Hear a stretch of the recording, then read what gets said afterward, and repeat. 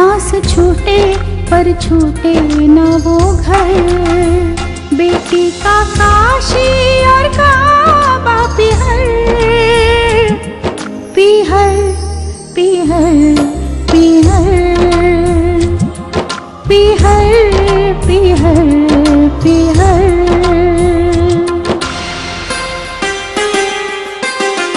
माँ की गोदी पिता का साया, बाबुल का आंगन सरमाया, रची मेहंदी बनी दुल्हन,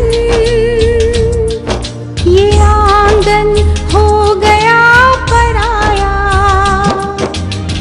छोड़ चली ये गली चौबारे, छूटा ये अपना शहर, पिहर पिहर पिहर।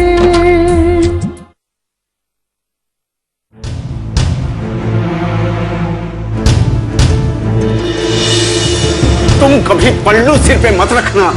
अरे बेशर्मी और बेहयाई की हद है। क्या बहन जी, आपने यही शिक्षा दी है क्या इसे? भाई साहब, आपको लगता है कि मैं इस तरह की शिक्षा दूंगी? मुझे तो इस बात का अफसोस है कि मेरी बेटी होकर भी। माँ! सही कह रही हैं आपकी माता जी। अरे इन्हीं का संस्कार और व्यवहार देखकर हमने विष्णु के लिए तुम्हें चुना था। तो वो आपकी गलती थी, मेरी नहीं। शशि, चुप कर, बड़ों से इस तरह बात नहीं करते। अरे इसकी जबान तो कैंची की तरह चलती है। आपने सुना कहाँ है? बहुत बड़बड़ करके आई है ये। मैं भी कोई अनपढ़ जाहिल नहीं हूँ, मेरे भी मुंह में जबान है। क्या सोचकर आपने मेरी जिंदगी बर्बाद की? आप तो अच्छी तरह से जानते थे ना कि आपके भतीजे को बीवी की जरूरत ही नहीं थी, फिर क्यों मेरी जिंदगी खराब की आपने? अरे चुप कर, पल्लू सिर पे रख। अरे क्या खराबी है मेरे भांजे में? हीरा है, हीरा। हीरा होगा आपके लिए, मेरे लिए तो पत्थर है, पत्थर। सुन रही है ना आप? भाई साहब, मैं तो इसे समझा समझा कर थक गई हूँ। पता नहीं क्या चाहिए था इसको। मुझे तो उस घर में कुछ नहीं मिला, कोई खुशी नहीं मिली, कोई सुख नहीं मिला। अरे तुझ जैसी को तो डंडे से बात करनी चाहिए। अरे तू अगर अलगौजा कराना चाहती है, विष्णु को परिवार से अलग कराना चाहती है, तो ये किसी जन्म में नहीं होगा।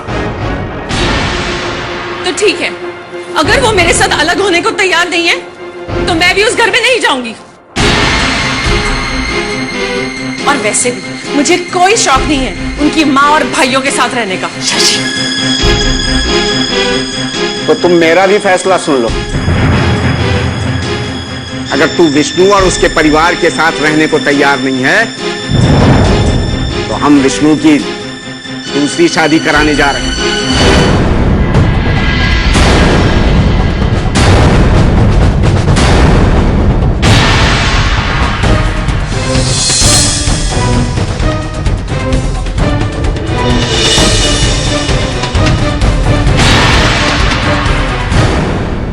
पिहर पिहर।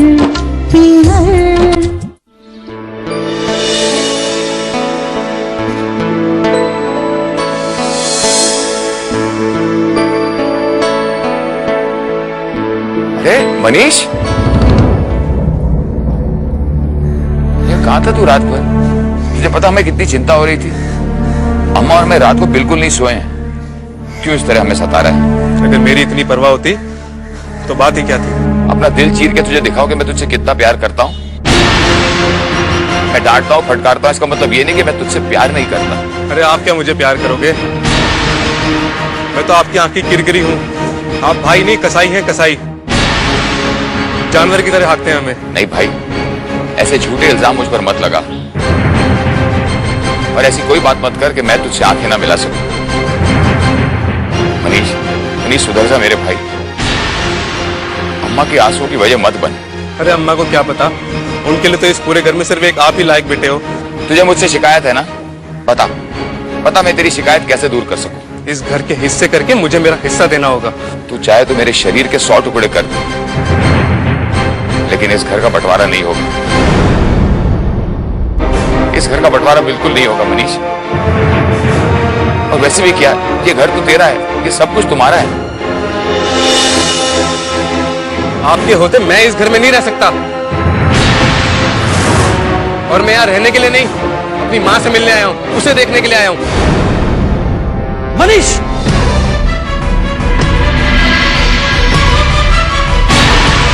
अम्मा से मिलने आया ना? अम्मा ही तुझसे नहीं मिलना चाहती, तेरी सूरत भी नहीं देखना चाहती है। ये घर छोड़ के जाना चाहता है ना? जा जा।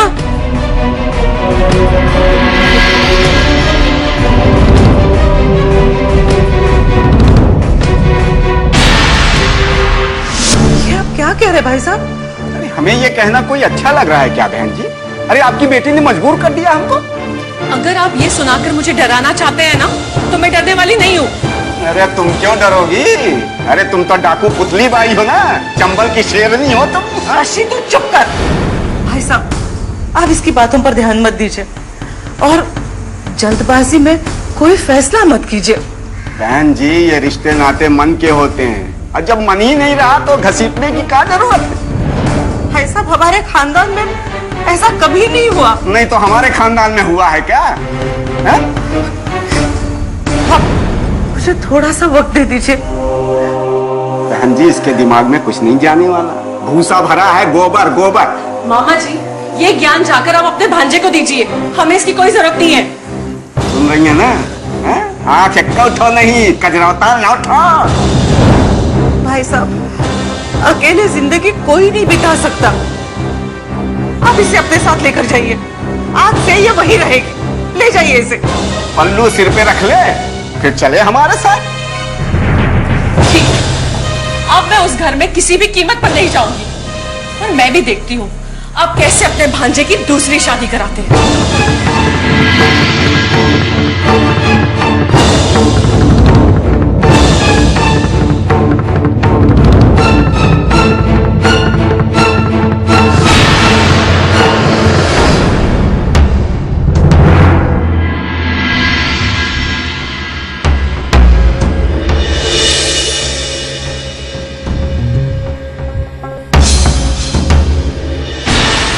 वाह विष्णु भैया वाह, आज तो आपने अम्मा को भी हमारे खिलाफ कर दिया। मनीष, तू क्यों मुझे गलत समझ रहा है? अरे हमसे बेहतर आपको और कौन जान सकता है? इस पूरे घर में एक हम ही तो है जिसने आपकी सही पहचान रखी है। ठीक है, हम तेरे दुश्मन है ना, तो सही है ये। अरे क्यों चुभने वाली बात करता है? तू चुप हो जा मनीष। भैया, इससे बहस करने का कोई मतलब नहीं है। चलिए अंदर चलते हैं। सागर, तू बड़ा लक्ष्मण बनने की कोशिश कर रहा है ना, ध्यान रखना। जिस दिन तुझे वनवास भेजकर गद्दी पर कब्जा कर लेंगे ना ये, तब तुझे पता चलेगा। तू चुप हो जा मनीष, चुप हो जा। किस गद्दी, किस सिंहासन की बात कर रहा है तू? यही है हमारे भैया, जिनकी वजह से हमें 2 वक्त की रोटी नसीब हुई है। इनकी मेहनत की वजह से बाबूजी को छोड़कर नहीं गए थे, और तू इनसे बंटवारे की बात कर रहा है। मनीष, इस घर के अलावा हमारे पास है क्या? अगर इस घर को बेचकर उसका बंटवारा कर भी दिया तो तेरे हिस्से आएगा क्या? ये बस घर फूंक के तमाशा देखना चाहता है। मनीष, तुम दोनों को लेकर मेरी यही धारणा रही है कि तुम लोग अच्छी तरह पढ़ो और लिखकर अच्छी नौकरी पाओ। मैं यहाँ घर जोड़ने की बात करता हूँ और तू घर तोड़ने की बात कर रहा है। अरे इस पूरे घर की सबसे बड़ी मुसीबत तो आप हैं, और आप कभी भी हमें अपने साथ लेकर नहीं चल सकते। इतिहास गवाह है कि एक सौतेला कभी सगा नहीं बन सकता। मनीष, शर्म आनी चाहिए तुम्हें ऐसी बात करते हुए। सच बोल रहा हूं मैं। हाँ मनीष, सही कहा तूने। सौतेले का पैबंद तो लगा दिया ना मुझ पर। मैं चाहे जिंदगी भर कितनी भी मेहनत करूं, कुछ भी करूं तुम लोगों के लिए, लेकिन रहूंगा तो मैं सौतेला ही ना। आप रहने दीजिए भैया। आज अगर इसे सौतेले और सगे की समझ होती ना, तो ये दिन ना देखना पड़ता। नहीं सागर, ये मनीष सही कहता है। मैंने इसके साथ सौतेला व्यवहार ही किया है। जिंदगी भर इसको सताया है, इसको खाने को नहीं दिया, इसे पढ़ने नहीं दिया, इसकी स्कूल की फीस नहीं दी, इसको पहनने के लिए कपड़े नहीं दिए। ठीक है, इसके बदले तू मुझे जो सजा देना चाहता है तू दे,